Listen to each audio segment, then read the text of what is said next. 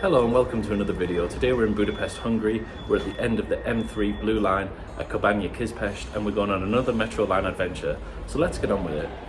Before we board the train, it's worth noting that this is one of the places that you can grab a bus to the airport, bus 200E. Just exit the metro and follow the signs, through a glamorous little shopping mall where you can top up on snacks for the journey, and then down the stairs to the bus stand.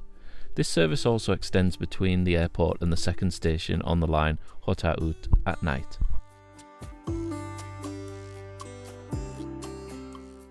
Right, let's get today's adventure officially rolling.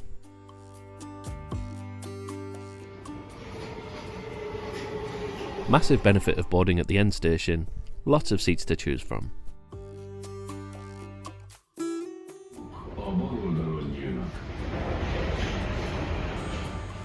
As you can see on the map, we're starting at Kőbánya-Kispest and heading northwest towards Budapest City Centre, staying on the Pest side of the river the whole time as we journey north towards the end of Budapest's longest metro line at Újpest Központ. A total journey of around 16.4 kilometres. Here we are arriving at the second station, Hotărât, where it looks as though Nick already needs a hair check.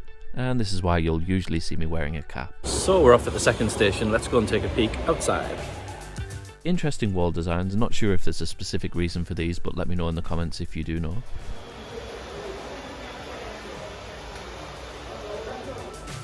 We're only at the start of today's journey, but I'm already trying not to get distracted by kebabs. Let's check out the area between here and the next station. What's up is down, what's left is right. Chasing stars and holding you. I can't see the end, but we'll see it through. So we're going to try and walk down to the third station. It is next to a motorway, so I'm not sure whether that's going to be possible or not. The map says it is, my brain says it might not, but we're soon going to find out. These areas are sort of giving council estate chic, but there are plenty of outdoor courts to play different sports in, so that's cool. Well, this is certainly the best weather of the entire trip. It's currently October if you haven't been watching the other videos at the time of filming. When this will actually be put up, who knows, because I have a whole backlog of things to edit and put on. But if you have been following the other videos, you'll know about my man flu of this whole Poland and Hungary trip, which hopefully a bit of vitamin D from the sun is going to help me get rid of. It's almost on the way out, I think. Yeah, still working through a whole editing backlog. We shall be up to date soon-ish. Thanks to all of those who always support the videos. Eventually it would be cool to do this full time and bring you a lot more content. Anyway, this little sunny walk leads us through to the third station, Purchase Utsa, which is pretty spacious and has gone heavy on the yellow theme. As with the first two stations, this station was originally opened in 1980 but was rebuilt in 2020, explaining the more modern look. The next two also follow the same original opening and rebuild pattern.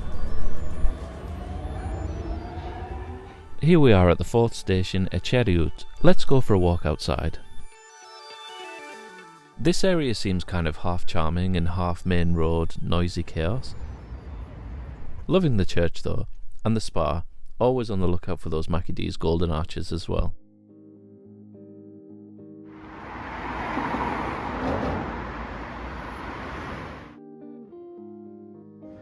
See if I can quickly talk to the camera while there's not as much traffic making loads of noise. So we're heading down to the next station, which is Napliget, which is the main bus station. Also quite a few like sporty stadia and stuff around here. One of them you can see coming up in the background. I actually saw this because I arrived at this station on the bus from Krakow, and at night it's actually more impressive. It was lit up all like bright green. I don't know if it changes colour or what, but the noise is coming back, so let's go and have a closer look. This is the MBM Dome, sometimes known as the Budapest Handball Sports Hall, the biggest handball arena in Europe. Gotta say, handball isn't a sport I know much about, but I'm guessing Hungary must be fairly decent at it. This sporty area leads us onto Budapest's main international and long-distance bus station, Napliget. The station name means People's Park in English, so it would make sense that it's located just across the street from Budapest's largest public park. The largest bus operators include Volánbusz, Orange Ways, which I remember travelling through Central Europe on way back in the day in 2009 as a mini backpacker, and current channel favourite bus company, the good old Flixbus. It's a really handy station to arrive into the city at, as you just go straight down the escalators into the metro system, and you can grab tickets and snacks on your way underground.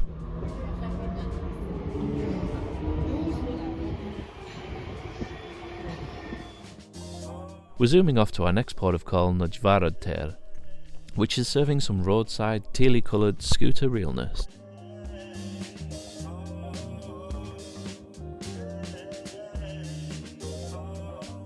This is the beautiful Orci Park, one of the largest public green spaces in the inner districts of Budapest. The park reopened in 2018 after 2 years of renovation, with 26 hectares to enjoy.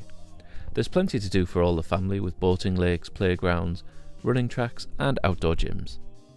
Such a lovely place to spend a bit of time walking around. There's definitely a hell of a lot of ticket checks on this metro, which is good. They should be checking that people have the ticket, so make sure you have one if you come here. But it's just interesting, I guess, because of similar systems like Prague, where it's the trust system, there aren't any barriers to put your ticket in to let you in. You can just walk in and out. But when I was in Prague, I did obviously a similar thing, all of the lines of the metro on consecutive days, and there wasn't one single check, or at least on me there wasn't, whereas I've had two every day so far, which again, it's fine, but it's just interesting. Maybe the Hungarians trust their citizens less than the Czechs, or the Czechs don't like to check.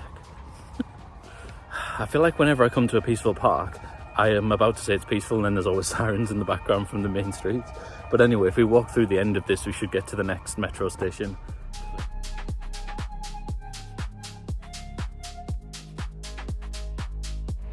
Nice big arty mural on the building over there. I did actually want to cross the road, but it's such a faff crossing the road in foreign countries, so I could get a closer look at it. But this is not a specific Hungary complaint. This is like so many different countries, because in the UK we can just cross wherever we want, and I think in a lot of countries you're not meant to.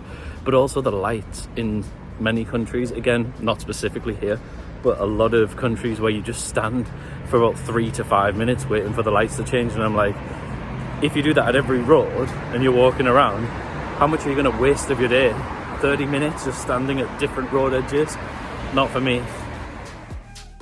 So yeah, that's my bratty traveller first world problems complaint of the day out of the way, and yes, we haven't got a minute to waste in the UK. Anyway, we've made it to the next station, Semmelweis Klinikak, which has an epically funky glass elevator sliding up between the escalators. Snazzy.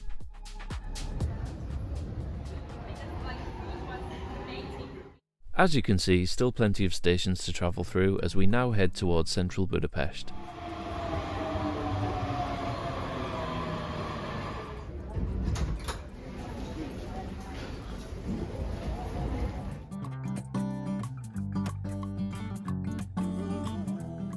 Calvin Tér is a major square and intersection in central Budapest, and was named after the French Protestant reformer John Calvin, due to the large Reformed church located here.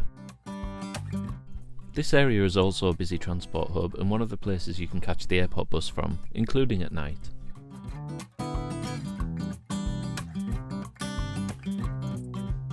So continuing with the theme where on each of these videos, or a lot of them, I choose an area where a charitable billionaire could buy me an apartment, if only.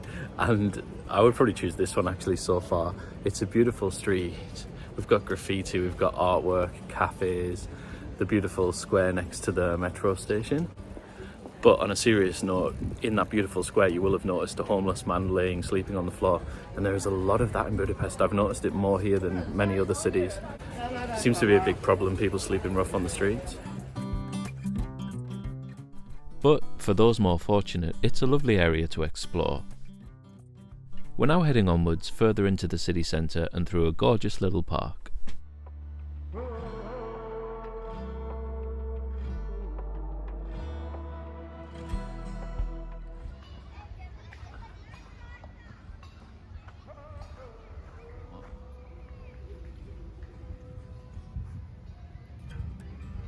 So I took an accidental detour down the previous street. I think it must have been my cafe radar trying to draw me towards Starbucks, which is down there. But anyway, that meant that we had a happy discovery of this park. I think I might want to change where my apartment would be. So the charitable billionaire Probably top corner of one of those ones on the square, right down over the park. Perfect. Particularly on a day like today, which doesn't feel very autumnish at all. Anyway, we should be closing in on the next station if we go this way. Those highly specific and accurate directions do manage to take us the right way, sampling a little bit of Budapest cafe culture and stunning architecture, before heading back down into the metro at Ferenciek Tere, which has some rather funky lighting glamming up the seating areas. We rise like tall buildings as the chemicals they take us higher. The night's young, it has just begun as she puts on. After a short ride, we're off at Deák Ferenc Tér, which connects metro lines 1, 2 and 3. Right, I'm finally getting some caffeine. Other brands are available. I do waste so much money on tea on these trips, which is ridiculous compared to how much you could buy a bag of tea bags at home for, but has to be done. Just need a fix, don't you? So we should be heading down towards the river, I think. We're soon going to find out because I've got the tea in my hand, so I'm not looking at the map. How cute is this quirky little shop?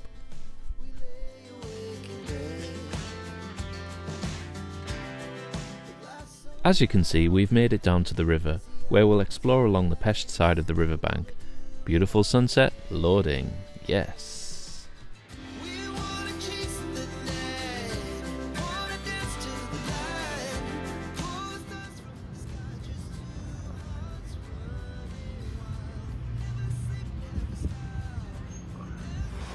So we're having a little walk by the Danube to have a look at the shoes by the Danube. It's really beautiful down here, but it is getting dark really quickly. It's not even 6 o'clock yet, and it is almost, the darkness is almost closing in, so better hurry up. The shoes on the Danube Bank is a memorial to honour thousands of Jewish people massacred by fascist Hungarian militia belonging to the Arrow Cross Party in Budapest during the Second World War. Victims were ordered to take off their shoes, which were valuable and would be resold, and were shot at the edge of the river so that their bodies would be carried away by the current. The memorial, created in 2005, represents the shoes that were left behind, a sad reminder of a not-so-distant past. And now back to some way less important modern-day first world problems. Okay, hopefully we got some half-decent shots of that, but it's hard when there's so many people around, and particularly under time pressure, to get a decent shot. I think my photos were actually better than the videos. The videos are just like, clonk, there's some shoes. But you get the idea. It is absolutely beautiful down here. Look at the sky. For October as well, it's like a summer's day. I'm sweating. It's, I don't know, 22, 23 degrees, something like that in Celsius. Absolutely beautiful. And speaking of beautiful, here we are at the Hungarian Parliament. Such an iconic design. So the eagle-eyed among you will notice that I'm going to actually dip into a red line station to connect back to the blue line so that we can continue a little bit faster, because if I walk back to a blue line station it's going to take longer and it's just going to be dark. It'd be nice to get at least 1 or 2 more stations done before the light fades.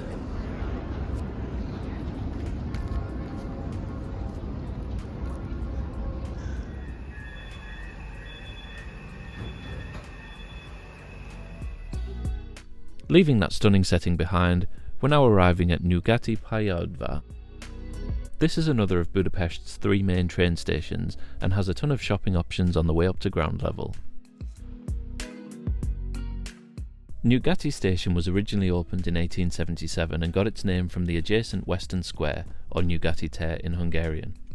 The square also serves as a transport hub, with a large number of bus routes, tram routes 4 and 6, as well as the M3 line station that we've just arrived at underneath. The station itself was designed by August de Serres and was built by the Eiffel Company, unsurprisingly most famous for the construction of the Eiffel Tower. Nyugati is a stub-end terminal with its 17 tracks served by 9 platforms, all exiting to the northeast. And northeast is the direction we're now headed in to check out the final few stations on this line.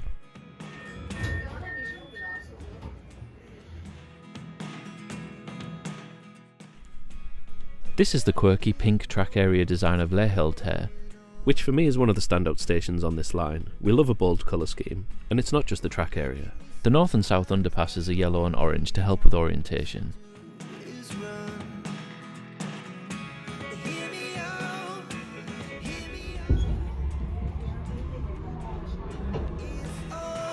Here we're taking a quick look out at Gunz Árpád Városközpont before whizzing through a couple more stations to the end of the line at Budapest Központ.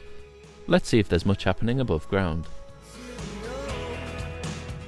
And not a huge amount at this time of the night, so it's onwards towards the end of the line. I do feel as though they could have made more of some of these stations design-wise, a little samey many of them. Anyway, we've made it to the final station, so it'd be rude not to take a look outside.